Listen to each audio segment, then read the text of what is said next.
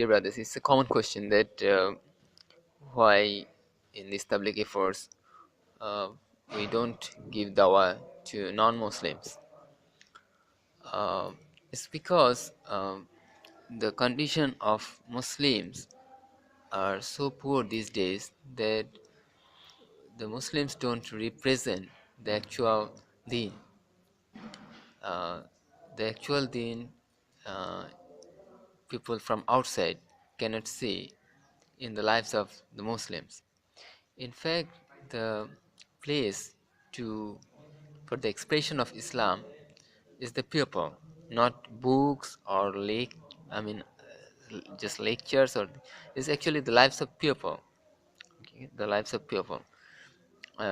So when people, the Muslim or the majority of the Muslims are away from the actual Islam, then how can we make them understand what the real Islam is? Even if we tell them a lot, that actually would conflict with how the Muslims are, and so it's not then clear. Like if I just let's assume that someone is not familiar with potatoes. Okay, so I want him to buy potatoes because it's really beneficial for health, and but he has no idea about how potatoes are. So I tell him that okay, it it looks like this. It has this sort of uh, vitamins and all other uh, nutrients. Okay, so it will be very healthy. Okay, it has this type of taste. Okay, so I try to convince him. Then when he goes to the marketplace, he finds that there are potatoes, but all the potatoes are rotten, and so much rotten that very bad smell is coming out. So he cannot even breathe over there because of the high bad, because of the bad smell. And when let alone buying those potatoes, he just ran away from the market. He went to the market to buy the potatoes, but the potatoes are in a state, okay, which is it's so rotten that very bad smell is coming out. It looks very bad smell, and if he tastes, the taste would also be uh, so bad. He there is no chance for him to buy it. He would just run away from it. So similarly, brothers, these days Muslims are so rotten.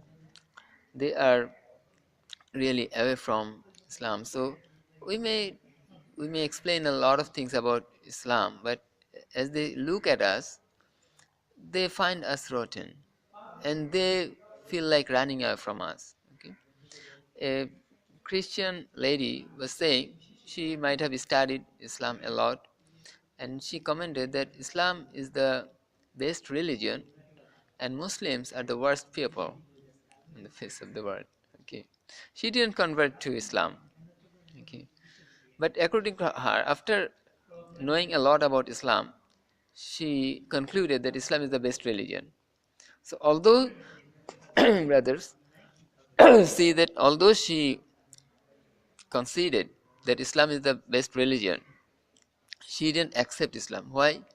Because she also finds that Muslims are the worst people. Okay, so that's what the real, the basic way to convince the non-Muslims is first to have the real Muslim. When Islam was when Prophet Sallallahu Alaihi Wasallam started to give dawah, anyone who accepted Islam really represented Islam. Okay.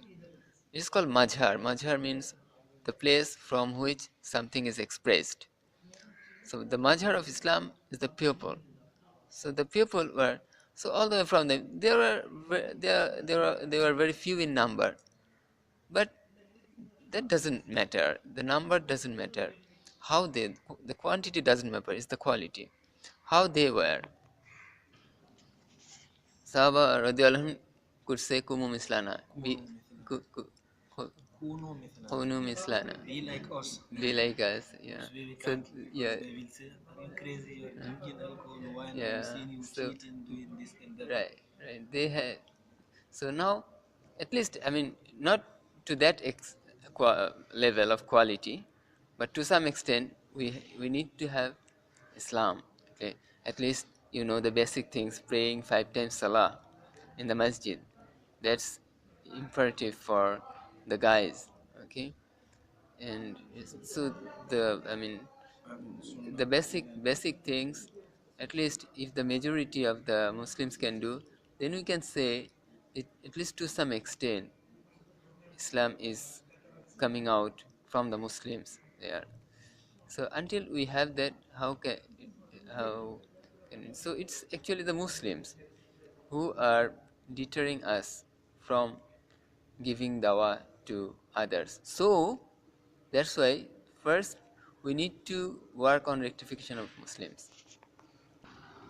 Could you get the point? It's the Muslims who are deterring us to give dawah to them.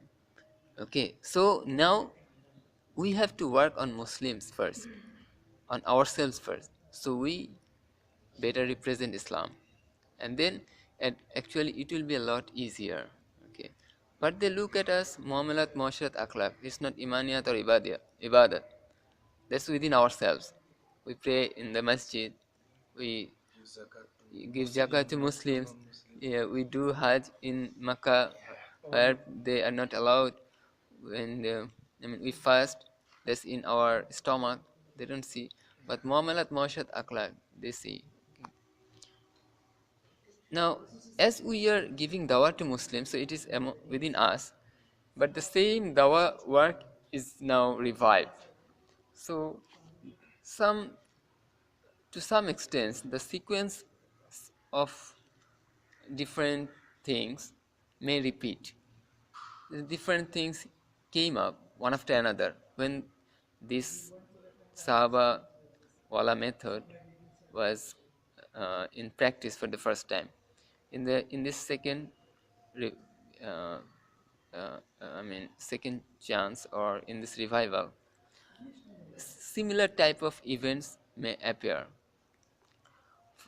Now imagine how the I mean first confrontation occurred.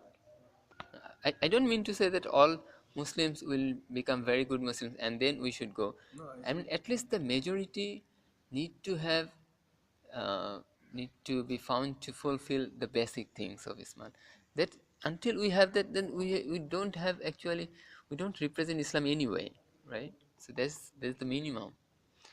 Okay, now uh, just try to remember how the first confrontation, okay, or different the initial confrontations came up at the when Sahaba radiallahu anhu were working. Okay, so then the people, okay, they were non-Muslims, but they had earlier they had some position in the society, and they were enjoying few things, but they realized that, well, some people then had a, I mean, good position, and they became the first rivals or opponents. They were on some other type of practice uh, for a long period of time, and so they were non-Muslims. So the dawah was taking place among the non-Muslims. Okay, the dawah started to on non-Muslims. That's how the dawah effort then started. Okay, they were giving dawah to non-Muslims. That's how it started.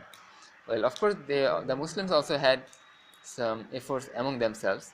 It started within, I mean, they started with giving dawah to non-Muslims. So that some non-Muslims who were apparently losing their position became their first opponent. Now, when it started for the second time, it started by giving dawah to Muslims themselves.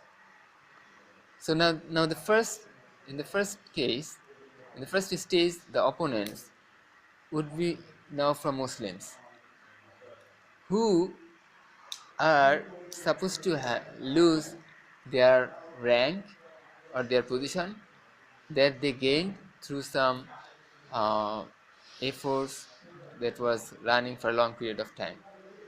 Like the madrasa based efforts which has been running for a long period of time has given some good position to some people in the society, and they may now um, get scared.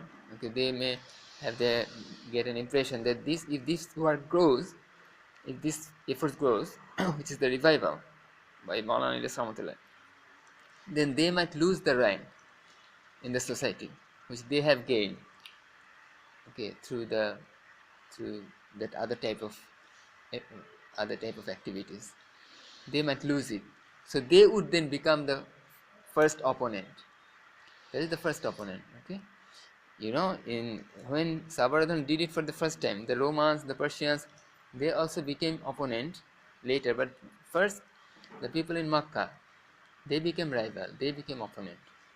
So the first, they are non-Muslim, but this time it is within Muslims. So that type of Muslims who might lose something, okay, if this work grows.